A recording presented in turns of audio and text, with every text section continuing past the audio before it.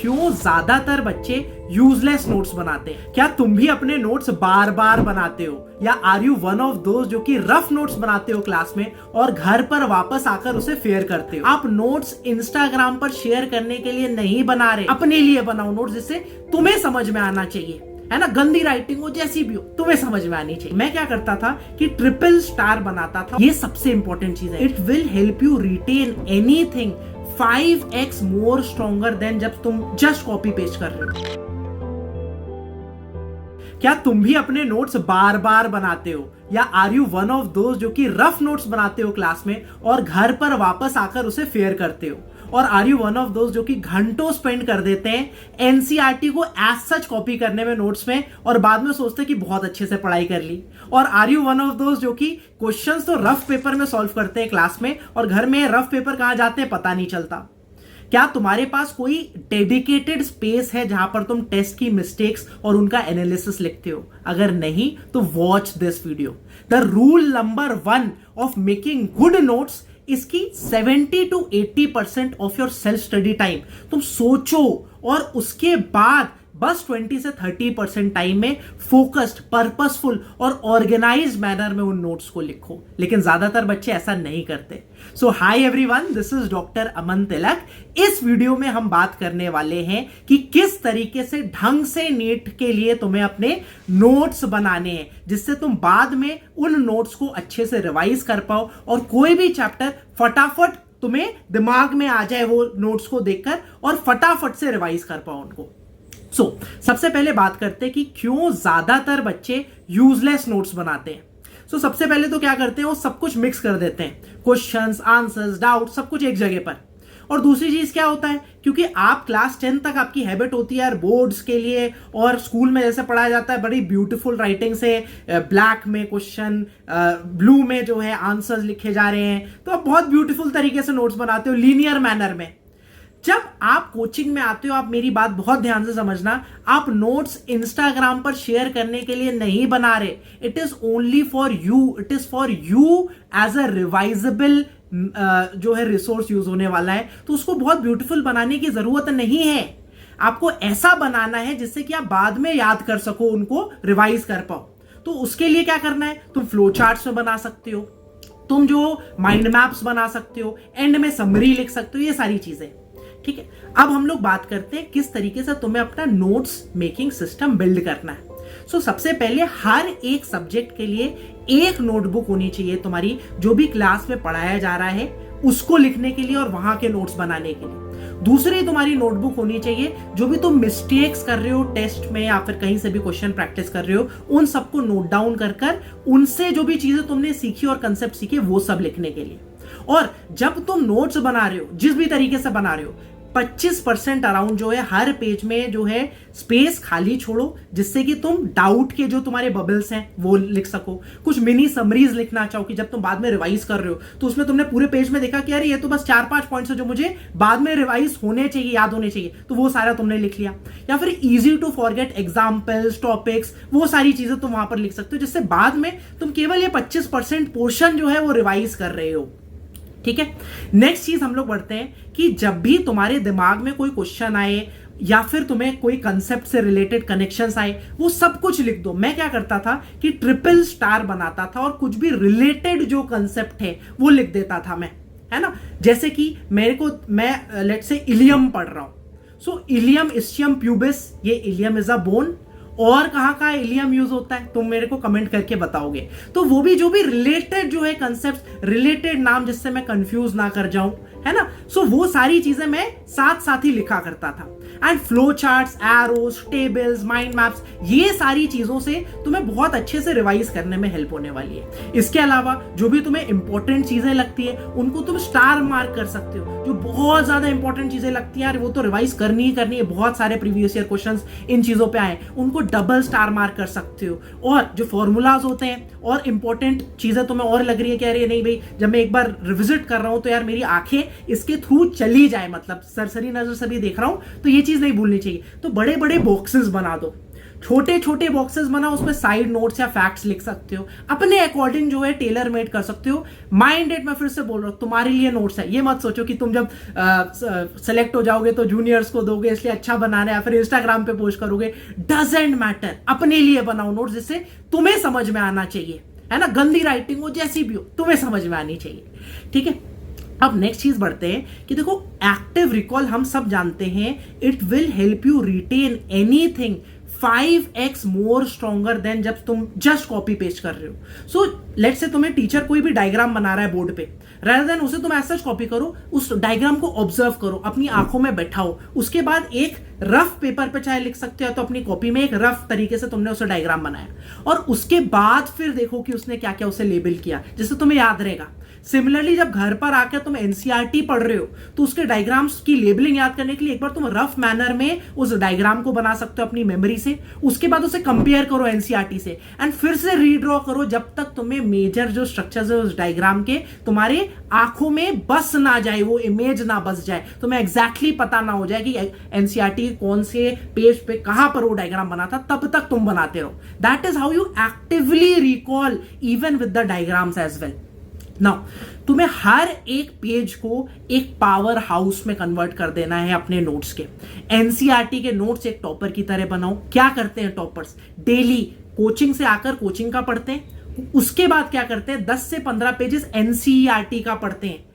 May be जो भी coaching में पढ़ाया है वो पढ़ सकते हैं, फिर उनका एक सेल्फ स्टडी शेड्यूल अलग से हो सकता है जिससे वो एज लें अपने बाकी जो है कोचिंग के बैचमेट से। मैंने एक वीडियो बनाया हुआ था मई में पिछले महीने टेलिंग की किस तरीके से आप मंथ वाइज शेड्यूल रख सकते हो if you are aiming for NEET 2026। NEET 2027 वाले बच्चों के लिए पूरा जो है मंथ वाइज प्लान बना के रखा है, वो भी आप देख सकते हो। बहुत लेट में वीडियो देख रहे हो तो 2028 वाले बच्चों के लिए भी वो रेडी होगा, मेरे यूट्यूब पे सर्च कर लेना।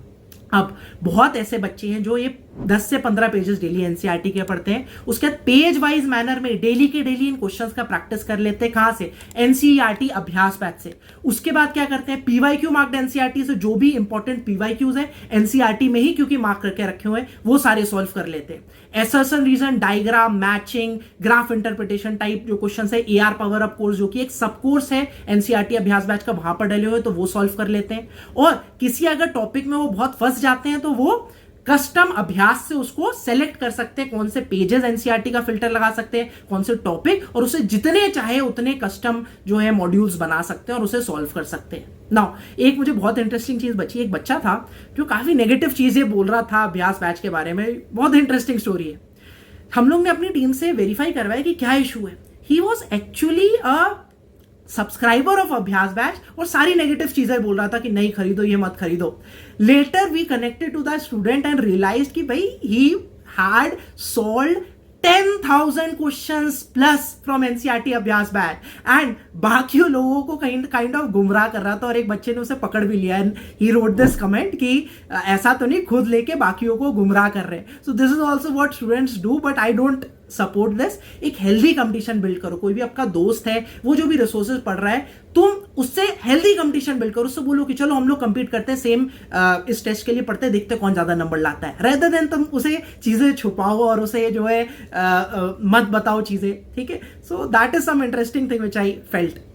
नाउ गेम चेंजर क्या होने वाला है तुम्हारे टेस्ट के एनालिसिस में? पहली चीज तो तुमने जो गलत किए जो क्वेश्चंस है उनको तुमने एनालाइज किया, प्लीज उनमें से नोट डाउन कर लेना कि कौन कौन से तुम्हें गलती इसलिए की क्योंकि सिली मिस्टेक की वजह से गलती की।